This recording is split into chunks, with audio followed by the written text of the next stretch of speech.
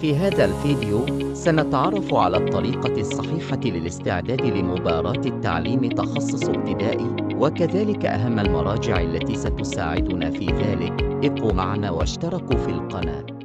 تكملة للجزء الأول من فيديو الطريقة الصحيحة للاستعداد لمباراة التعليم. نشوف الآن اللغة الفرنسية، المعارف والديداكتيك. دروس اللغة الفرنسية من الابتدائي إلى الإعدادي.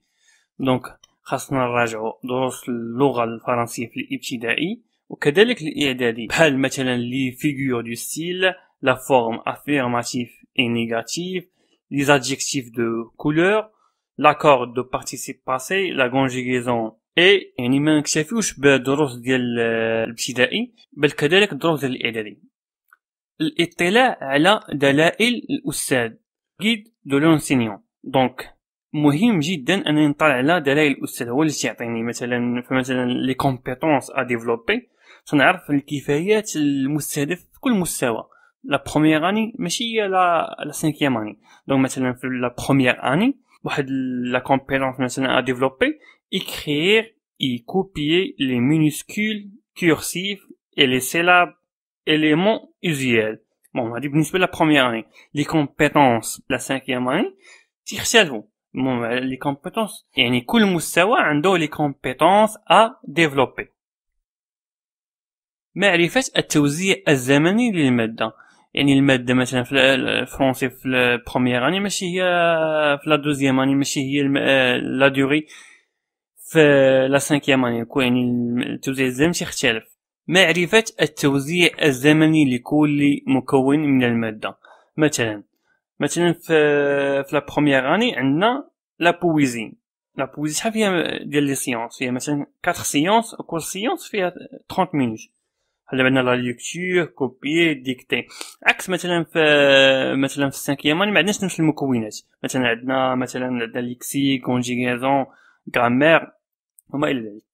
معرفة الأخطاء الشائعة عند المتعلم في المادة، يعني نعرفوا الأخطاء الشائعة مثلا في اللغة الفرنسية، مثلا في لا ليكتور، في لا كونجيغازون، في لا غرامير، يعني نعرفوا الأخطاء الشائعة باش نعالجوها من بعد.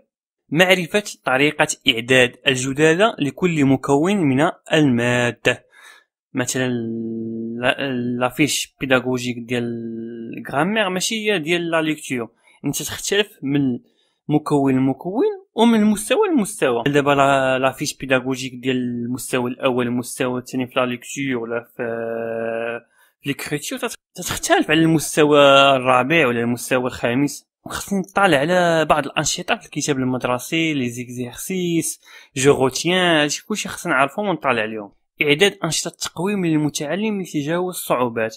دونك هذوك الاخطاء الشائعه تندير تمارين ديكزيرسيس باش نتجاوز ديك لي ديفيكولتي اللي كاين عند التلميذ، مثلا سواء في لا ليكتور او في غرامير او في لا كونجيغازون. ندوزو للمكون الرابع، العلوم والرياضيات. يعني خاصنا نعرفوا دروس الرياضيات والنشاط العلمي الابتدائي، يعني دروس ديال الرياضيات ديال المستوى الابتدائي وكذلك ديال المستوى الاعدادي، والنشاط العلمي ديال الابتدائي، وعلوم فيزيائيه وعلوم حيث ديال المستوى الاول الاعدادي. يعني ضروري الاطلاع على هاد الدروس. دروس الرياضيات الاعدادي: معرفه التوزيع الزمني للماده، يعني النشاط العلمي شحال عدد الساعات في كل مستوى، وكذلك بالنسبه للرياضيات. معرفه الخطوات المنهجيه كمنهج التقصي، يعني نعرفوا الخطوات المنهجيه باش نخدموا منهج ديال التقصي في النشاط العلمي، مثلا السؤال ديال التقصي، الفرضيات، الاستنتاج، النتائج، التعميم. هادشي كله خاصنا نعرفوه. الاخطاء الشائعه عند المتعلم في الماده، يعني معرفه الاخطاء اللي يديرها مثلا المتعلم في النشاط العلمي ولا في الرياضيات، على مثلا الخلط ما بين الانصهار والذوبان، عدم فهم المساله. معرفه طريقه اعداد الجدلاء لكل مكون من الماده، يعني نعرف الطريقه ديال الاعداد ديال الجدلاء سواء في الرياضيات سواء في النشاط العلمي. يعني ما في عندوش مكونات هما، وانما جدلاء واحده في النشاط العلمي وجدلاء واحده في الرياضيات. الاطلاع على بعض الانشطه في الكتاب المدرسي، يعني خصني نطلع على بعض الانشطه في الكتاب المدرسي، يعني التمارين، خصني نطلع على التمارين، نعرف الطريقه ديال الانجاز ديالهم والطريقه ديال الانتاج ديالهم. إعداد أنشطة تقويم للمتعلم لتجاوز الصعوبات. يعني ما أي صعوبة عند المتعلم تندير واحد التقويم وتندير واحد التمرين من أجل تجاوز تلك الصعوبة.